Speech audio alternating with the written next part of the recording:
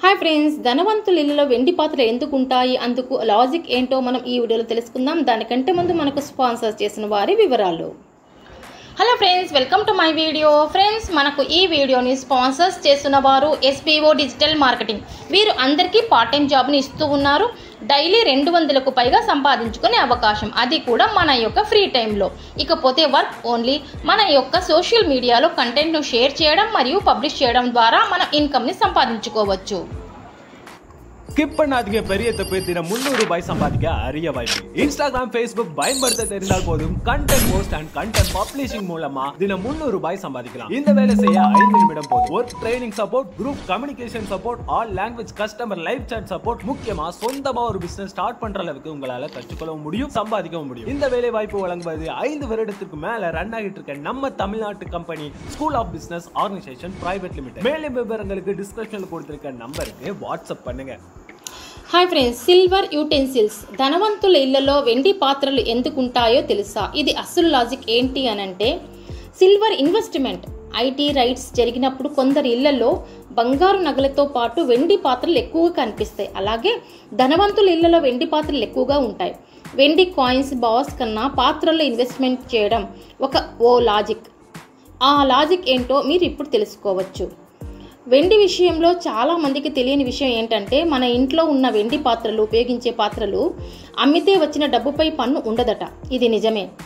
ఇప్పుడు మార్కెట్లో వెండి ధరలు ఆకాశాన్ని అంటుతున్నాయి.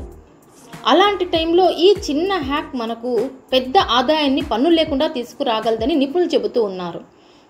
2001 ఏప్రిల్ 1న 999 నాణ్యత గల వెండి కిలో ధర 7,215 రూపాయలకు ఉండేది. 2025 అక్టోబర్లో అదే కిలో వెండి ధర 1,80,000కి చేరింది. అంటే 25 ఏళ్లలో దాదాపు 26 రెట్లు పెరిగింది. వెండి పెట్టుబడి రిటర్న్స్ విషయంలో పసిడినే మించినట్టయింది. అయితే బంగారం అమ్మినప్పుడు వచ్చే లాభాలపై పన్ను చెల్లించాలి. వెండికి ఇదే వర్తిస్తుంది, కానీ వెండి పాత్రలకు మాత్రం కాదు. మన దేశంలో వెండి పాత్రలు ఇంటి అవసరాల కోసం ఉపయోగించడం ఆనవాయితీగా ఉంది. పెద్ద కుటుంబాలు, పండుగలు, శుభకార్యాల కోసం ఈ విధంగా వెండి ప్లేట్లు, గాజులు, చెంబులు మొదలైన అన్నీ భద్రంగా ఉంచుతారు. ఇప్పుడు వాటిని అమ్మితే వచ్చిన లాభంపై పన్ను పడుతుందా అనే ప్రశ్న తలెత్తుతుంది. నిజం చెప్పాలంటే అవి పన్ను నుంచి మినహాయింపు పొందుతాయి. ఎలాంటి పరిమితి లేకుండా వెండి పాత్రల అమ్మకంపై లాభం పూర్తిగా ట్యాక్స్ ఫ్రీగా ఉంటుందని నిపుణులు అంటూ ఉన్నారు. ఇంకా స్పష్టంగా చెప్పాలంటే, ఇండియా ఆదాయపు పన్ను చట్టంలోని సెక్షన్ 2(14) ప్రకారం వ్యక్తిగత ఉపయోగం కోసం ఉండే వస్తువులను పర్సనల్ ఎఫెక్ట్స్గా పరిగణిస్తారు. వీటిని క్యాపిటల్ అసెట్గా పరిగణించరు.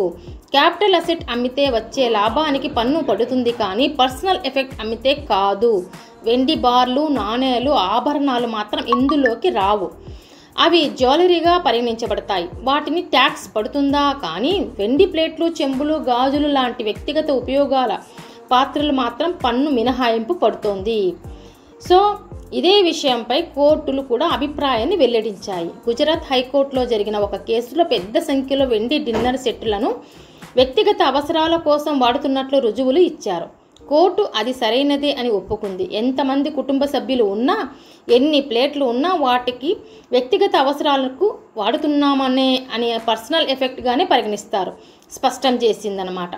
కొన్ని వస్తువులు తరచూ ఉపయోగించకపోయినా శుభకార్యాల్లో, పండుగల్లో వాడితే కూడా అవి వ్యక్తిగత ఉపయోగమైనవే.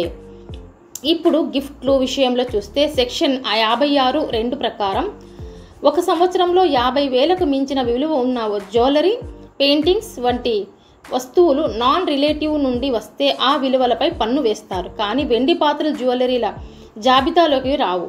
కాబట్టి ఒక్కోసారి నాన్ రిలేటివ్ ఇచ్చిన గిఫ్ట్ అయినా అవి ట్యాక్స్కు లోబడవు. కానీ ఇక్కడ కూడా ఒక విషయం గుర్తుంచుకోవాలి. మీ దగ్గర ఉన్న వెండి పాత్రలు ఎక్కడి నుంచి వచ్చాయి, మీరు కొనుగోలు చేశారా, గిఫ్ట్గా వచ్చాయా, వారసత్వంగా అందుకున్నారా అనే ఆధారాలు చూపించాల్సి ఉంటుంది. ఒక పెద్ద మొత్తంలో వెండి పాత్రలు అమ్మితే వచ్చిన డబ్బు బ్యాంకులో జమ చేస్తే అది మీ ఫారం 26AS లేదా యాన్యువల్ ఇన్ఫర్మేషన్ స్టేట్మెంట్లో కనిపిస్తుంది. ఉదాహరణకి, మీరు 2010లో కొన్న వెండి పాత్రలు 2025లో అమ్మి 10 లక్షల డిపాజిట్ చేస్తే అది ITR దృష్టికి వస్తుంది. ఈ డబ్బు ఎక్కడి నుండి వచ్చిందని మీ అకౌంట్లో మీ అకౌంటెంట్ అడగవచ్చు.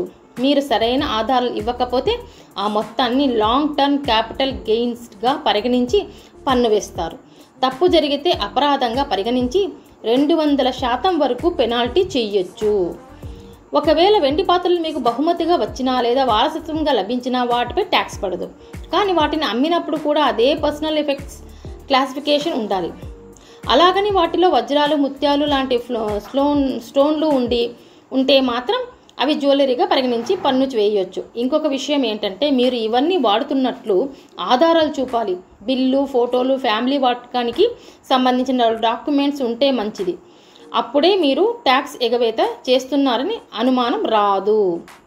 కాబట్టి మీరు వెండిలో ఇన్వెస్ట్ చేసుకోవాలనుకుంటే మాత్రం బార్లు, నాణేలు కూడా కాకుండా ఉపయోగపడే వెండి పాత్రలు కొనడం ఎక్కువ మేలు చేయొచ్చు.